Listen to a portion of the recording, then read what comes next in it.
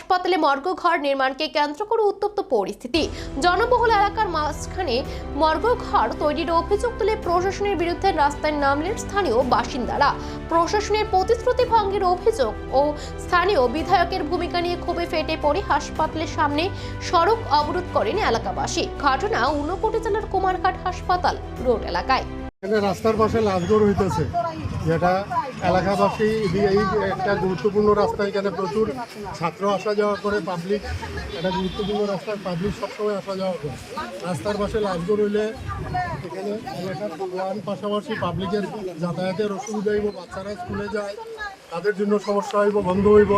এর জন্য এই প্রতিবাদ।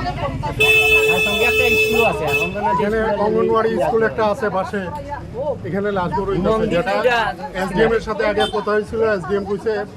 এসডিএম বন্ধ করছে, কইছে এখান থেকে সরাইব, পরে আবার কাজ শুরু করে।